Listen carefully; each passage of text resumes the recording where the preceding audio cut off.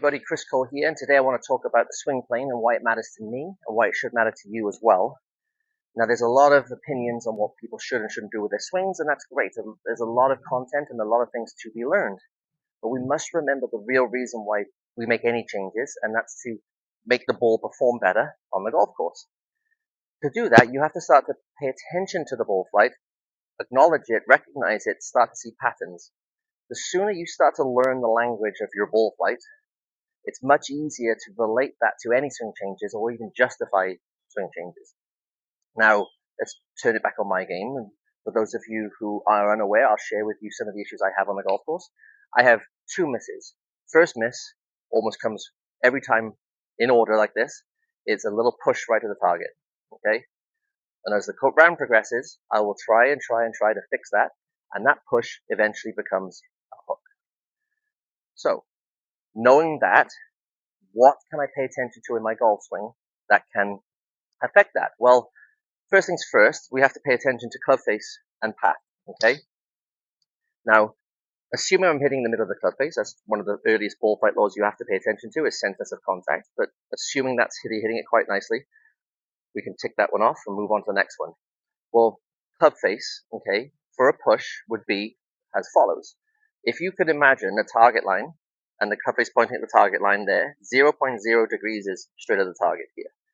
For it to be a push, we have to have a path that's a little bit more in to out, okay, with a club face that's pointing equally in to out. So 3 degrees right is the path relative to target, and club face 3 degrees right relative to target, but maybe square to path, okay?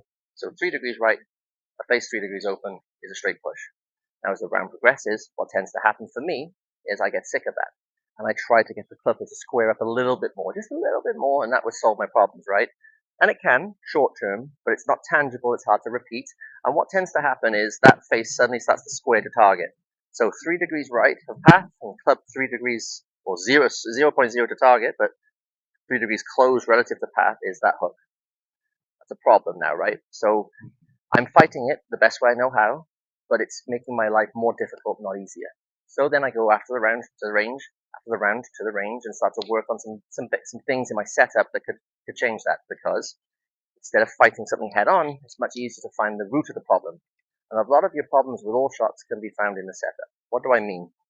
Well, the swing plane is a line that we draw at address here from the golf ball running through the player's right elbow if they're right-handed, left elbow if they're left-handed, splitting the body in the middle here, about a 45-degree angle from the ground.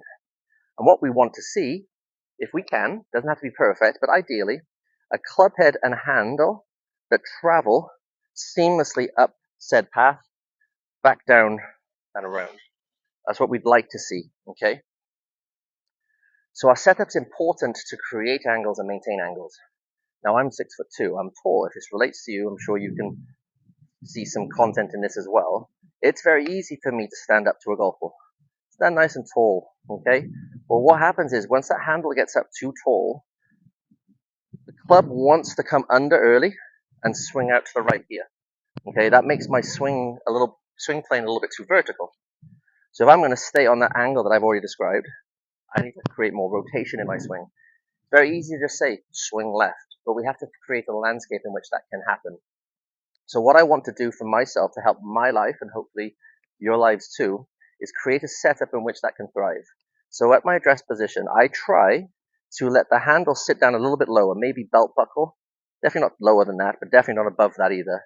And what that does is my arms now can hang straight down under my chin, and the toe of the club may even be a little bit elevated here. That's really good for the aerodynamics of woods, especially driver. And then once I'm in that position, okay, it's very easy for me to take it back with the club head a little bit more in front of the hands on the way back, setting beautifully here, and more importantly, exiting more around the corner. Because I'm creating a flatter angle here, it's much easier to stay on plane through the release. So let me see if I can demonstrate a three-wood here, see if I can create those angles. So handle low, belt buckle, okay, weight nice and neutral, good setup, good posture. Let's try to stay on plane.